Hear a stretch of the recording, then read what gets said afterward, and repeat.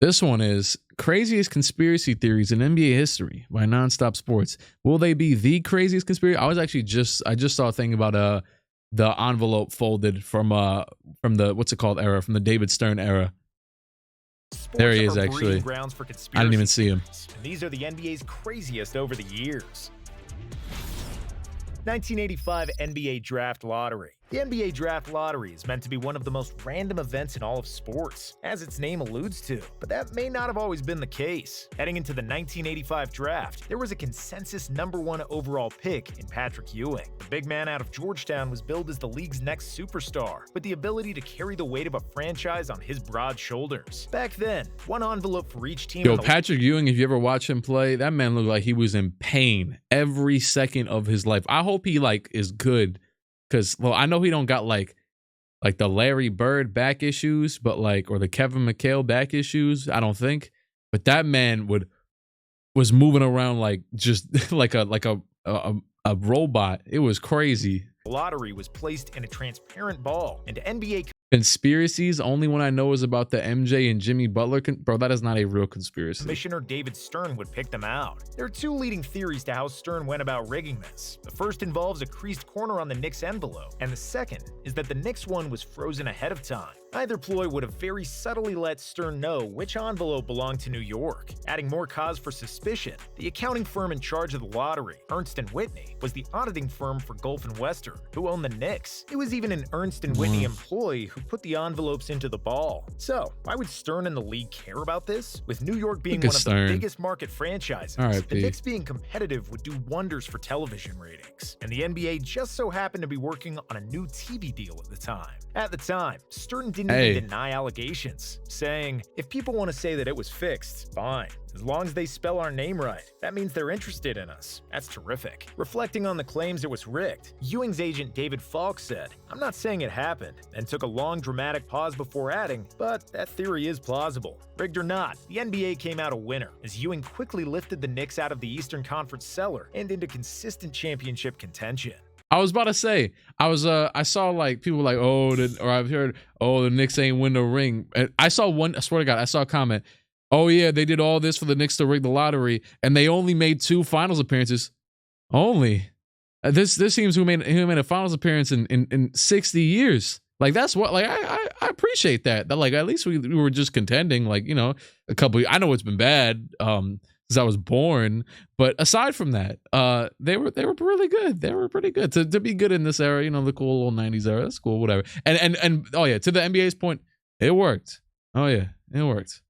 Why MJ first retired. There's a difference between going out on top and retiring during one's prime, especially when it involves this is a crazy conspiracy theory. Athletes of all time. In October of 1993, Michael Jordan shocked the sporting world by abruptly retiring from the NBA. He had just led his Bulls to 3 straight titles and was coming off winning an Olympic gold medal with the '92 Dream Team, in addition to passing on a chance to etch his name in NBA history by winning 4 straight rings. MJ also chose to hang up his shoes after a season in which he averaged 32.6 points. Just him putting up the 3 with him saying 4 just threw me off, but he didn't win 4 straight. 6.7 rebounds and 5.5 assists per game. There's no debating Michael had plenty left in the tank and just as much to play for. But at that time, Jordan cited a lack of desire to play the game, stemming from his father's death 3 months earlier. However, what some think actually happened was David Stern and MJ came to an agreement behind the scenes, where Jordan would serve a secret 1-year suspension because of gambling problems. What was not secret was that MJ was just as competitive off the court with bets as he was on it, except he didn't experience nearly the same level of success. Some of his absurd gambling losses have been well documented, like when a businessman wrote a book claiming Jordan owed him over $1.25 million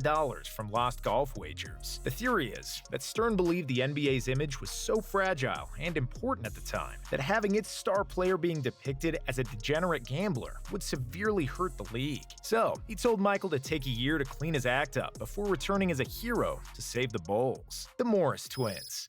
At some point in everyone's... The concept of that theory is so stupid. And also, that didn't bluntly explain the full portion of the theory. I'm not gonna lie. That theory there's more to it. There's more to that theory about his dad and everything. And Yeah, it's crazy, but that the way he just explained that theory there, that doesn't even make sense. Wait, what's this? One's life. They have met a pair of Oh, Cody and Caleb Martin, bro. They are just like, bro. I cannot tell the. Maybe I can. Actually, more than not even tell the. I can't tell the names. I always forget which one's on the Heat. I think Caleb's on the Heat. Caleb's on the Heat.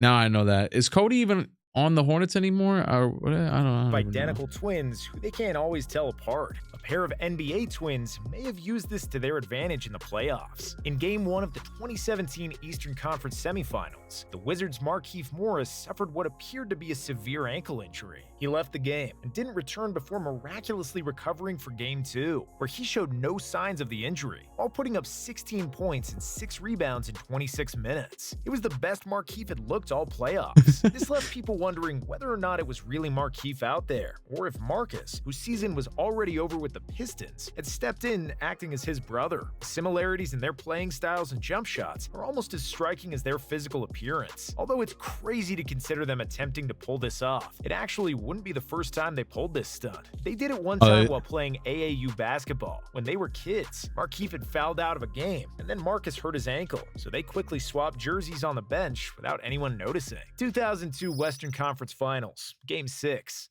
While fans routinely blame their favorite team's losses on the that's refs, pretty funny that they even did it in AAU. That's really funny. Only one of that one is that me personally, I could tell the difference between their jump shots. I feel like Markieff released a little bit higher, if I'm remembering correctly, whereas Marcus is a little lower release. That's really it though. That's like, it's a very subtle, unless he didn't shoot a jumper, hey. Sometimes there's enough to the story that even impartial fans find it to be foul play. Heading into Game 6 of the 2002 Western Conference Finals, the Kings held a 3-2 series lead over the Lakers. The Kings were one quarter of basketball away from heading to their first NBA Finals since 1951. With the game tied, the referees decided to delay Sacramento's return to the Finals at least another game. In the fourth quarter of Game 6, the Lakers shot 27 free throws, compared to the Kings' 9, as LA went on to win by 4 points. One particular moment from the game sticks out, where Kobe Bryant shoved and elbowed Mike Bibby, but a foul was called on Bibby, thus denying the Kings of a chance to tie the game. Although the foul was called, a moment from the game sticks out, where Kobe Bryant shoved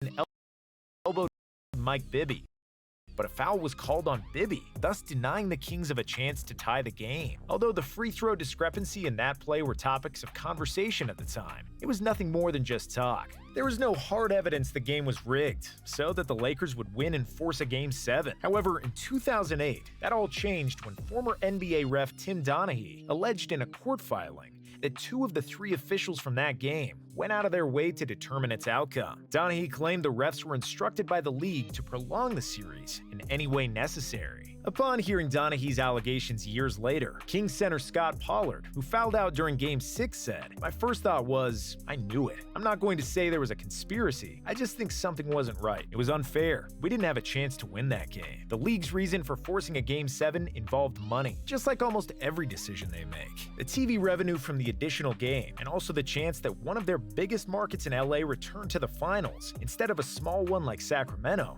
was worth risking their reputation. The flu game. Man, they had New Jersey making the finals for 2 years straight. Man, that is the most heartbreaking one, honestly. Cause dog. Oh yeah, this one's a crazy one, but dog. Imagine you're there in 01 and your team's about to make, bro, that would have ruined someone's year. A Kings fan, bro? Oh nah. I got it. Like, cause that's something like, you know, like, it's like the KD scenario when you're like, oh yeah, well he went to the Warriors and broke the league, but hey, he got 2 rings. It's like, oh yeah, well the Kings got eliminated in the conference finals and they should have went to the finals, but hey, they didn't. like, hey, the Lakers got it. That would be insane.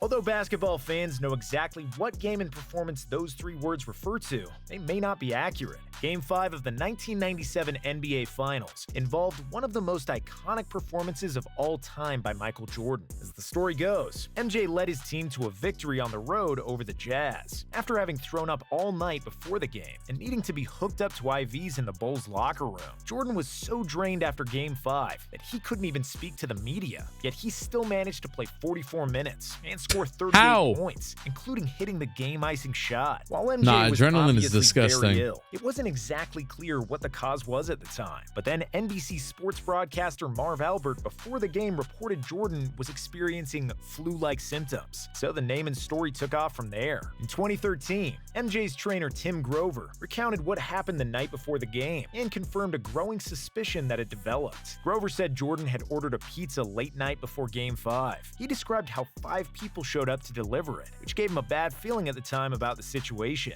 I watched that video of Tim Grover. It was food poisoning, not the flu. In the Last Dance documentary, MJ admitted to eating the pizza, implying it was food poisoning. But the funniest thing about the Last Dance documentary was them making like such a big deal over something of him. Like, he's like, yeah, I mean, I ate the pizzas. Like it's like, all right, bro, yeah, you ate a pizza. Like, the pizza was bad. Was it intentionally done? Did some local Jazz fans take matters into their own hands and try to help their team win a title? It was well known. Yeah, they had the Bulls were mafia staying deliver at the that time. pizza. 5 people showing up to deliver a pizza late at night is far from normal behavior. Chris Paul, trade veto. In 2011, a trade was agreed Jesus to that Christ. paired one of the best all-time It was on his point eye. It guards was on a with tape. one of the most feared scorers. But it didn't go through, potentially because of spite. The New Orleans Hornets and the Los Angeles Lakers agreed to a blockbuster deal centered on Chris Paul joining Kobe Bryant in the purple and gold, but David Stern ended up vetoing it. At the time, the league owned a majority stake in the Hornets, as the franchise sought out a new owner. Because of that, Stern technically did nothing wrong and had the right to veto a trade, but his reason for Wait. I just gotta, as you said, not MJ different for eating that pizza. Chat. Okay, let's make the stakes high, right? You haven't eaten. Okay. You just had a long day, right? You got a long day. Okay, you're a basketball player, right? You practice, right? You practice in the morning with the shoot around, and then you let's say went out and walked around the town the whole day. So you walk into, you get in some cardio and whatever. You go back to practice. You practice again at night, right? Go home. Let's say you haven't eaten the entire day, 12 hours. They come up to your door, right? 5 people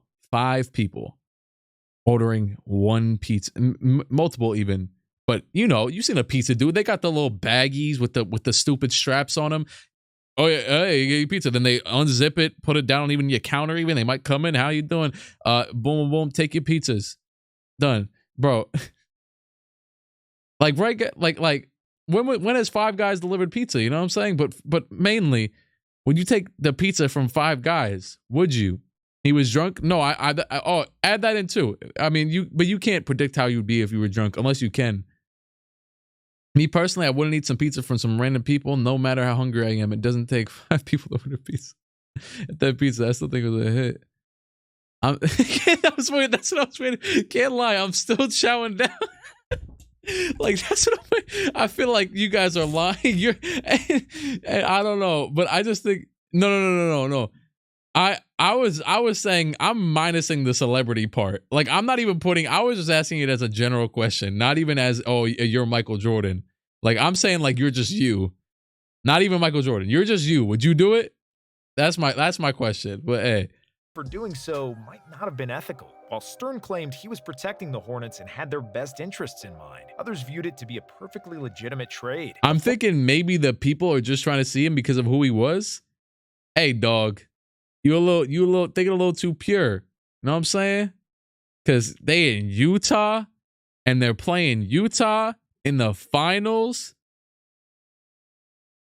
You smashing that pizza? Oh, definitely not, depending where it's from. If it's Papa John's or Pizza Hut, I'm dogging that pizza. Imagine them poisoning the pizza and they still lost in the...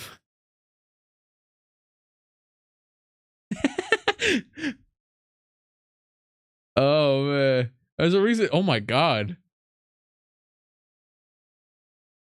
Why did you just send a soliloquy about minimum salaries? Hornets would have received plenty of talent in exchange for CP3. Yeah, losing to a dude Stern with supposedly food ran the trade poisoning slash package the by an flu, ex-general stomach manager at the flu, time, don't even who said matter. that it would have been enough to make the Hornets a playoff team. Having denied That's fans crazy. the Wait, chance to let's see such acknowledge this too, dynamic right? and Wait, exciting what am I pairing clicking? in Oh, okay, I was going to top too much.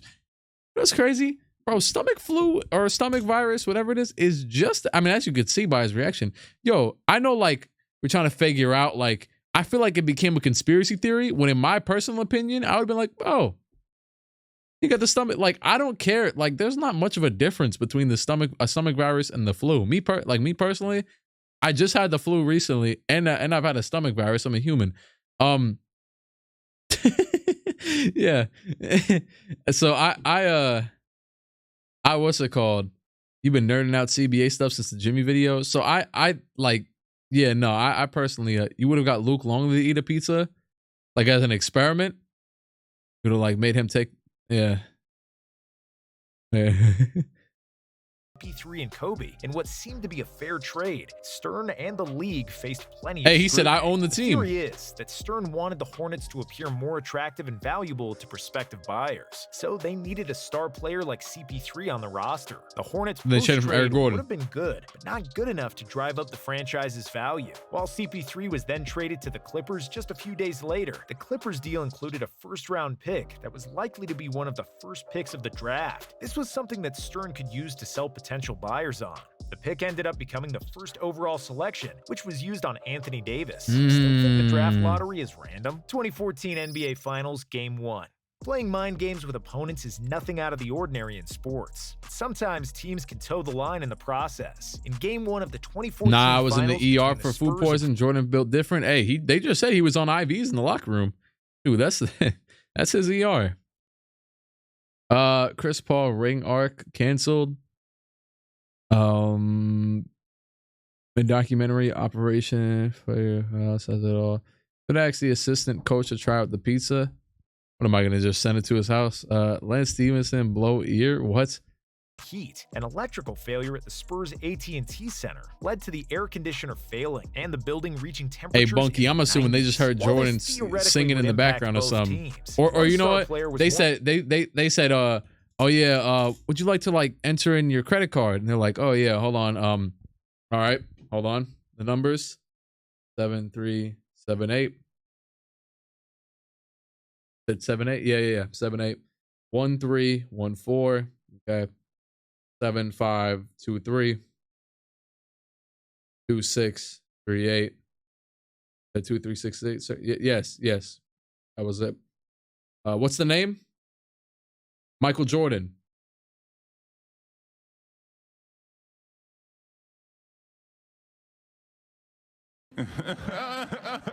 We got him.